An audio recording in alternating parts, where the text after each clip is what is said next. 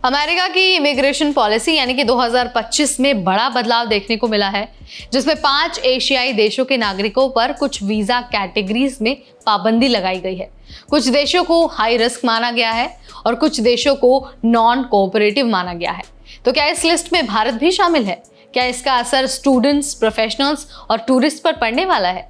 चलिए आपको बता देते हैं, बहुत आसान भाषा में फैक्ट्स बताएंगे और रियलिटी बताएंगे ताकि आपके सामने पूरी पिक्चर क्लियर हो जाए। हाय एवरीबॉडी, मेरा नाम है नेहा उपाध्याय और आप देख रहे हैं एनबीटी टेक एड। हर साल अमेरिका अपने इमिग्रेशन सिस्टम का रिव्यू करता है।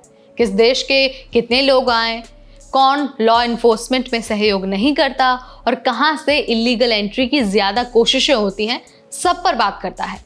2025 में डिपार्टमेंट ऑफ होमलैंड सिक्योरिटी यानी कि डीएचएस ने एक नई लिस्ट बनाई है, एक नई लिस्ट जारी की है, जिसमें कुछ देशों को वीजा लिमिटेशन की लिस्ट में डाल दिया है।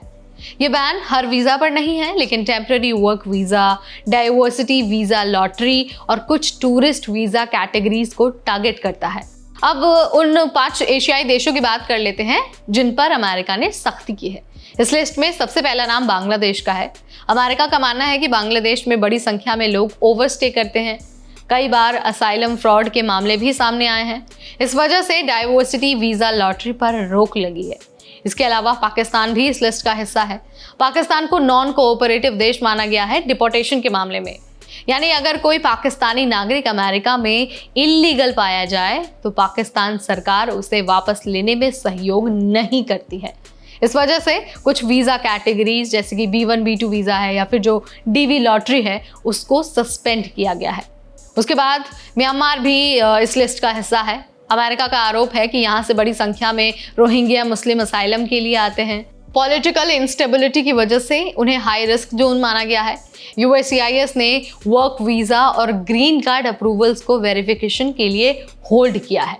उसके बाद बारी आती है नेपाल की। नेपाल पर सीधा बैन तो नहीं है, लेकिन DV लॉटरी प्रोग्राम से उसे बाहर कर दिया गया है। रीजन है over use of refugee admissions और इमिग्रेशन फ्रॉड केसेस। इसके अलावा जो फिलीपींस है वो भी इस लिस्ट का हिस्सा है। 2024 से ही कुछ वीज़ा कैटेगरी सस्पेंड हो गई हैं, जैसे कि जो डोमेस्टिक वर्कर्स वीज़ा है, इस तरह के जो वीज़ा है उसे सस्पेंड कर दिया गया है। रिपोर्ट के अनुसार ह्यूमन ट्रैफिकिंग और ओवरस्टे के मामलों में तेजी आई है। अब वीज़ा एप्लीकेशन की स्क्रूटनी को और भी ज़्यादा कड़ा कर दिया गया है।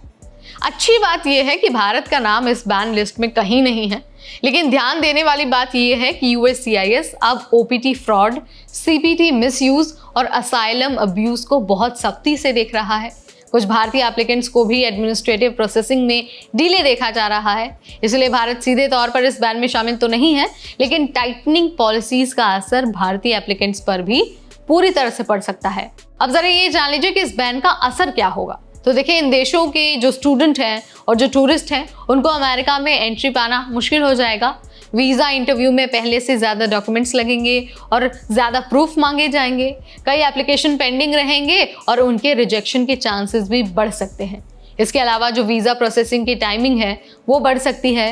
एम्बेसी की जो स्क्रूटनी है वो भी ज़्यादा कड़ी होने वाली है।